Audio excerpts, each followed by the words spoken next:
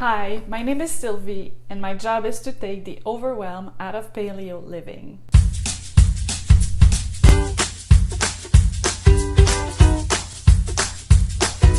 In my free Paleo for Beginners course, learn about the foods that you can have on the paleo diets, the ones that you should focus on, and the ones that you should try to avoid, how to save money on the paleo diet, how to stock your pantry, how to save time when you work in the kitchen, and I also talk about where to go from there. If you decide that the paleo diet is right for you, where do you turn to find recipes and meal inspiration?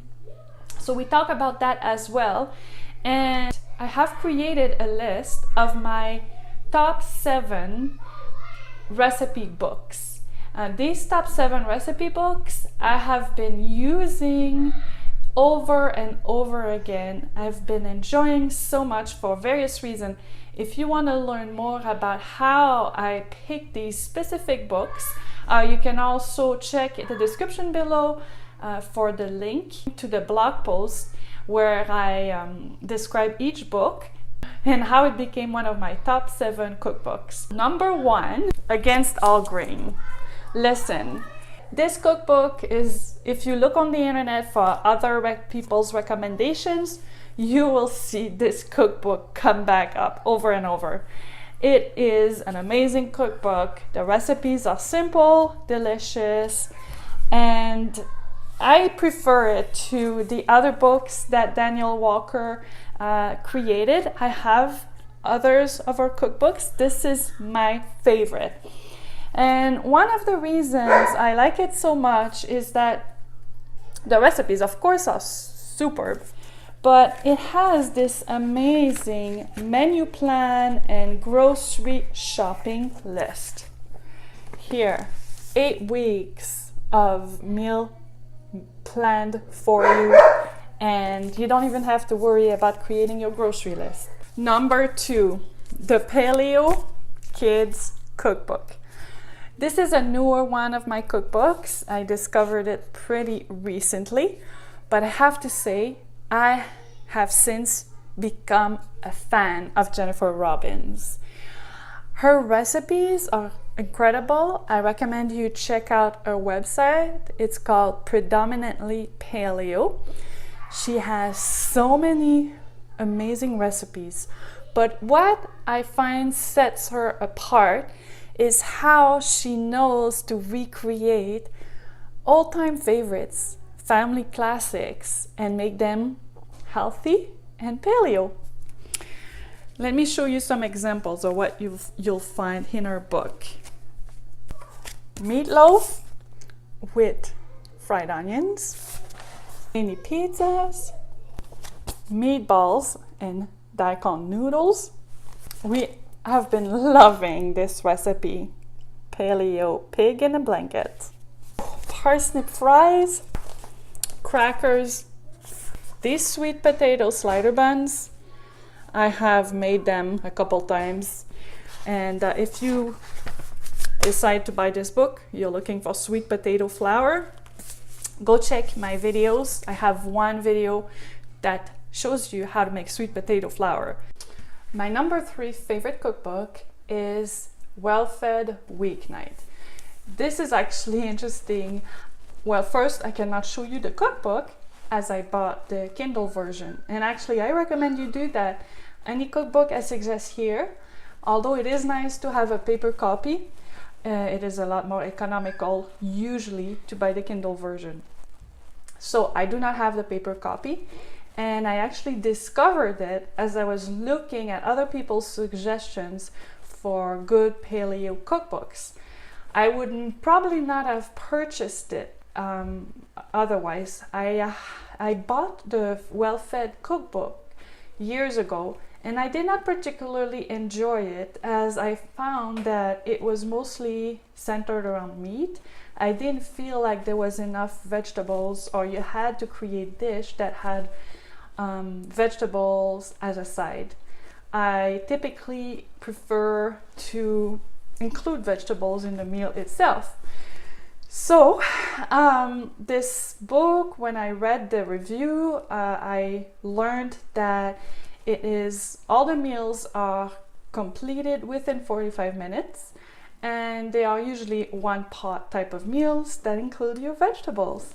So I purchased it, and I was really, really impressed, not only by the recipes, but I was also very impressed by all the extra information that it includes. Meal plan ideas, and what tools to use when you want to prepare your meal and save time. And it just is a full book that is not just a recipe book. It has so much more. So now let's move on to my number 4 cookbook, Ketotarian. Ketotarian, as the title implies, has plenty of healthy fats in the recipes, but it doesn't limit carbs as strictly as the typical keto diet would, and it is dairy free, so it doesn't include meat. It's mostly just eggs when you have animal protein.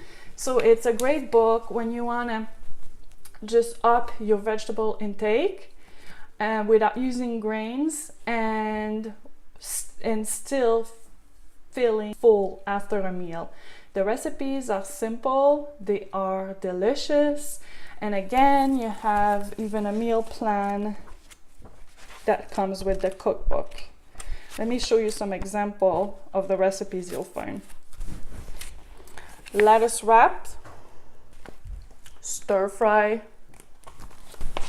grilled cauliflower steak, cucumber, radish, and snap pea salad, creamed kale. I've been loving that one.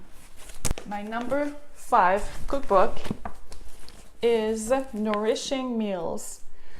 This particular cookbook is not strictly paleo, but I did include it on this list because it does have a lot of paleo recipes, and it is a great book if you are not used to the paleo way of eating, because it has a lot of the comfort foods, a lot of recipes that will remind you of what you love eating, but it's a healthier version, and it has just so much.